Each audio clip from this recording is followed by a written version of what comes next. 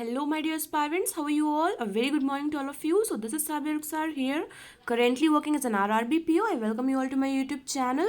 So, today it's a different kind of session where I am going to solve some of the questions in a predetermined time. Okay, I already told you in my strategy video that you can watch Study Niti Madam's video where she solves the 15 questions or 20 questions within the time limit on your request. This is also such type of video where we shall start with 5 questions of quant today, and then I'll also tell you the approach.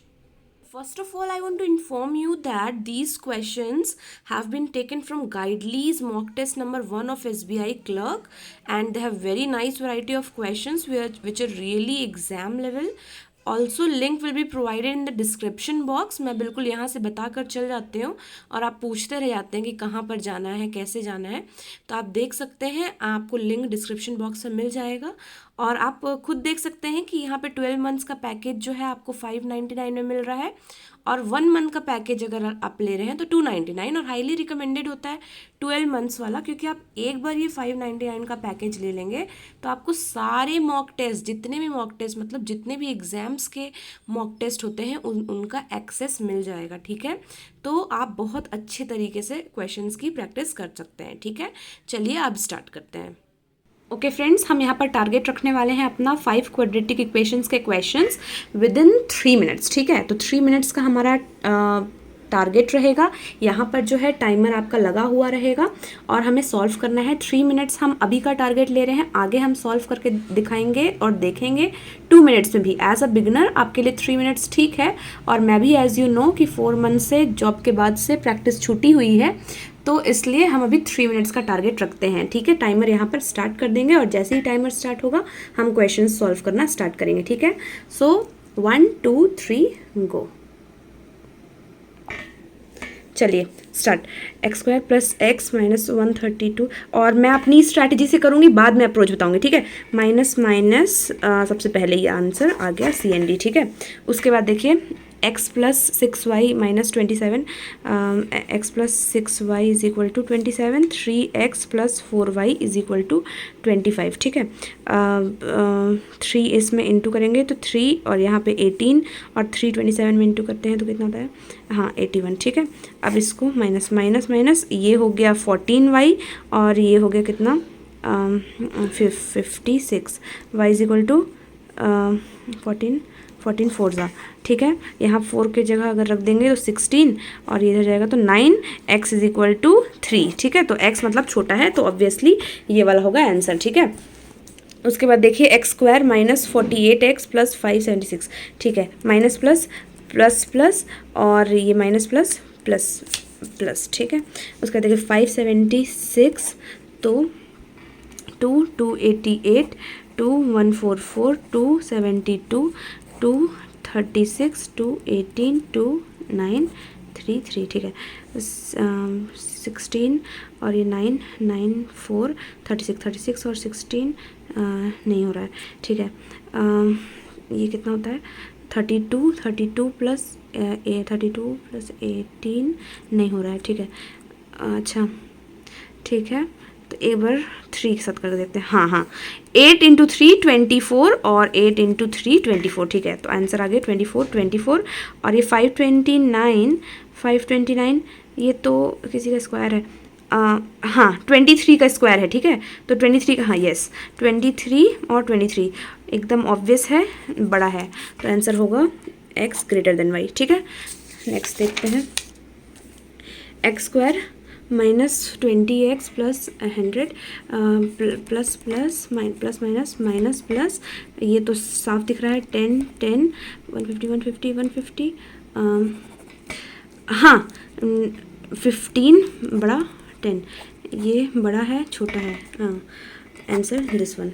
ठीक है, minus plus minus plus plus plus plus minus minus plus 140 20 into 7 27 119 3 से नहीं जाएगा 7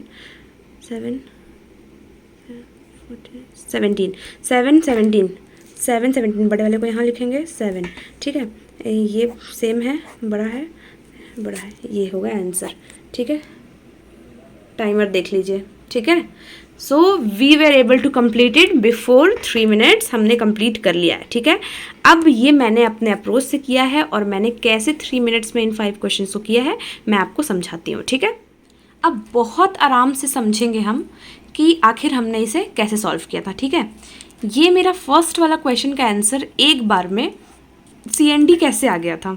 देखिए, आप जब भी इस टाइप का कोई इक्वेशन देखते हैं और उसमें आप ये देखते हैं कि आपका माइनस माइनस है, ये जो लास्ट टर्म है ना विदाउट वेरिएबल वाला, ये इसके सामने माइनस माइनस है, तो आप कुछ सॉल्व ही मत करिए, डायरेक्ट आंसर CND आएगा। अगर इससे पहले माइनस है, इससे पहले माइनस, ऐसा नहीं कि ये बाद में दिया हुआ है और आपने चेक नहीं किया और ये समझ लीजिए y² माइनस 114 माइनस 13y दिया था, अगर तो आप माइनस माइनस देख के और सॉल्व ही नहीं करते, ऐसा नहीं करना है। वो वाले टर्म्स देखने हैं जिसमें वेरिएबल नहीं होता है, वेरिएबल मतलब x और y, वो नहीं है ना इसमें, तो वही वाले टर्म्स देखने हैं। इससे पहले माइनस माइनस है, कभी भी ऐसा होगा तो आंसर हमारा CND होगा। ठीक है, और ऐसा इसलिए होता है, इसके पीछे लॉजिक है। ठीक है, ऐसा इसलिए होता है क्योंकि जब आप इसको सॉल्व करने बैठेंगे ना तो आपका आंसर किस तरीके से आता है, प्लस माइनस का आंसर आएगा माइनस प्लस में और प्लस माइनस का माइनस प्लस में। कभी भी इस तरीके से हमारे जो सॉल्यूशंस आएंगे वो आएंगे, तो ये जो प्लस है ऑब्वियसली इस वाले से बड़ा होगा और इस वाले से हो सकता है छोटा हो या बड़ा हो, लेकिन यहाँ पे तो अगेन छोटा हो गया, ये वाला बड़ा हो रहा था इससे, लेकिन ये वाला तो इससे छोटा हो गया, तो कभी भी एक पर्टिकुलर आंसर हमको नहीं मिल पाएगा, CND ही आएगा आंसर। और अगर आप बिल्कुल बिगिनर हैं तो मैं आपके लिए ये बता दूं कि ये टर्म्स होते हैं, जैसे ये प्लस माइनस से मैं तुरंत कैसे जान जा रही हूँ कि सॉल्यूशन माइनस प्लस में होगा। एक बार आप अच्छे से इसको लर्न कर लीजिए कि अगर माइनस प्लस में है तो सॉल्यूशंस प्लस प्लस होंगे। ठीक है, अगर प्लस माइनस में है तो सॉल्यूशंस माइनस प्लस होंगे, अगर माइनस प्लस में है, ये मैंने बता दिया ऑलरेडी, अगर माइनस माइनस हो गया, समझ लीजिए माइनस माइनस हो गया, तो सॉल्यूशंस होते हैं प्लस माइनस। ठीक है, और अगर प्लस प्लस हो गया तो सॉल्यूशन होते हैं माइनस माइनस। इसको आप अच्छे से लर्न कर लीजिए। ठीक है, जब माइनस प्लस होगा तो प्लस प्लस, प्लस माइनस होगा तो माइनस प्लस, माइनस माइनस होगा तो प्लस माइनस और प्लस प्लस होगा तो माइनस माइनस। ये हमको सबसे पहले आना चाहिए, तभी हम इतनी फास्टली सॉल्व कर रहे हैं। ठीक है, इसका मतलब क्या है, जैसे फॉर एग्जांपल देखिए मैं क्या कह रही हूँ, प्लस माइनस जब आता है तो हमें समझ जाना है कि उसका सॉल्यूशन माइनस प्लस में होगा, ऐसा समझ जाना है। ठीक है, बट यहाँ इस क्वेश्चन में क्या हुआ, इस क्वेश्चन में कि माइनस माइनस था, जिसको मैं कह रही हूँ कि जिसको हमको देखते के साथ समझ जाना है कि इस आंसर होगा CND, कोई हमें टाइम लगाना ही नहीं है उसमें।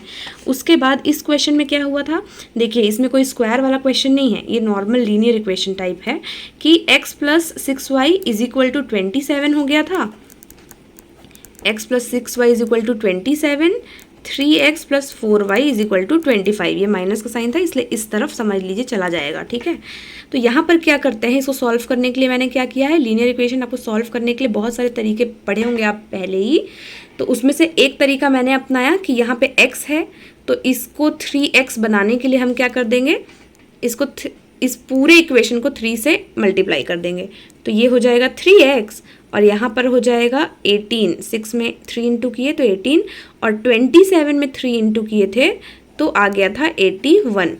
अब यही सारी चीज़ें बचपन में हम क्या करते थे, स्टेप वाइज करते थे, बट यहाँ पर एग्जाम में हमारे पास इतना टाइम नहीं होता है कि हम इसे स्टेप वाइज करेंगे। ठीक है, और मेरी राइटिंग तो बहुत ही बेकार हो जाती है जब हम ऐसे रफ करते हैं। ठीक है, तो आप राइटिंग पे मत जाइए क्योंकि हमको एग्जाम फोकस्ड होना है, ये नहीं कि हम वहाँ बैठ के रफ पेपर में राइटिंग बना रहे हैं। ठीक है, तो 3x कट जाएगा और इसको माइनस करेंगे तो 18 - 4 14y हो जाएगा, 81 - 25 हो जाएगा 56, और ऐसे आ गया था मेरा y = 4।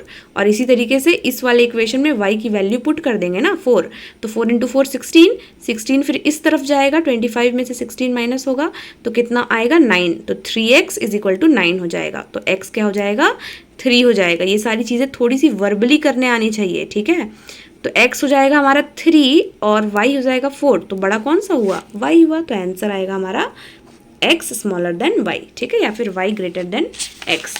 अब ये वाला देखिए, थोड़ा सा यहाँ पर भी ज़्यादा मतलब ऐसा रफ वर्क दिख रहा है, बट समझिए इस चीज़ को कि जब इस तरीके का इक्वेशन होता है सबसे पहले माइनस प्लस है, तो हमको समझ जाना है कि हमारे जो रूट्स आएंगे, सॉल्यूशंस आएंगे, वो प्लस प्लस होंगे।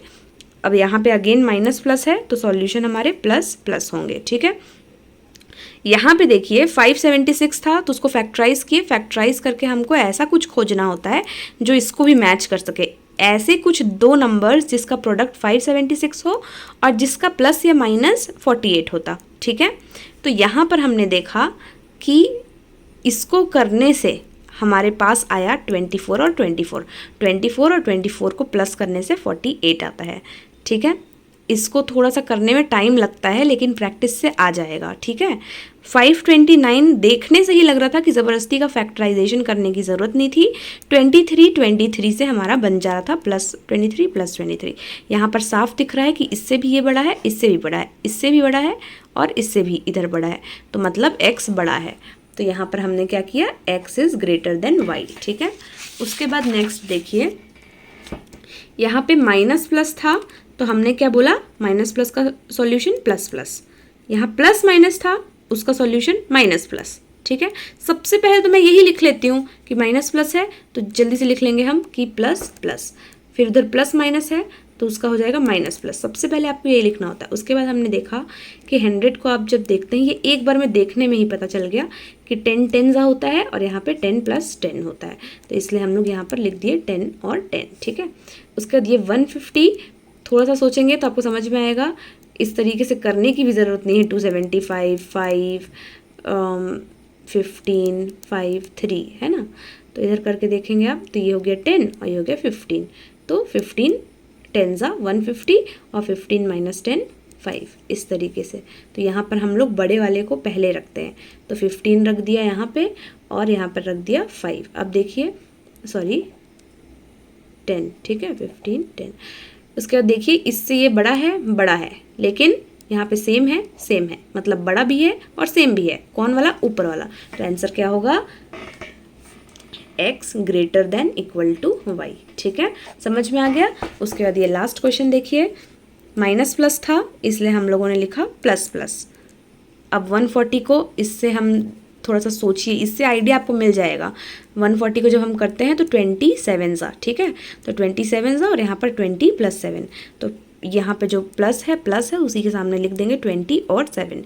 119 17 × 7 होता है और 17 - 7 10 भी होता है।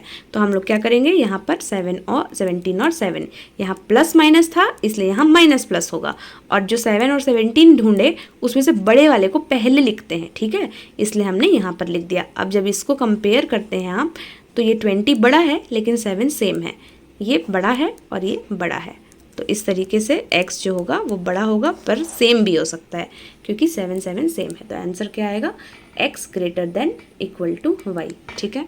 आई होप आपको सारी की सारी चीज़ें अच्छे से क्लियर होंगी, ठीक है। As I told you friends, these questions were from Guidely. आपको गाइडली के मॉक टेस्ट परचेज करने के बाद जब एक्सेस मिल जाएगा तो आप ये क्वेश्चंस देख सकते हैं SBI क्लर्क के प्री लेवल वाले मॉक में।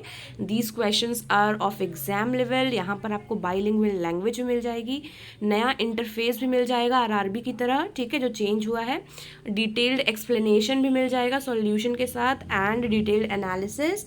सो that's all friends, I hope आपको समझ में आया होगा कि प्रिपरेशन हो या मॉक टेस्ट या रियल एग्जाम, हमारी अप्रोच और हमारी स्पीड कैसी रहनी चाहिए। And for more such questions you can also avail the mock test package and the link is in description box, and I will be coming with more such sessions this week to boost your preparation. Okay, so that's all friends, let's end the session here. So this is Sabir Rukhsar signing off. See you all in our next session. Till then, stay happy, stay blessed, keep learning, and thank you for watching.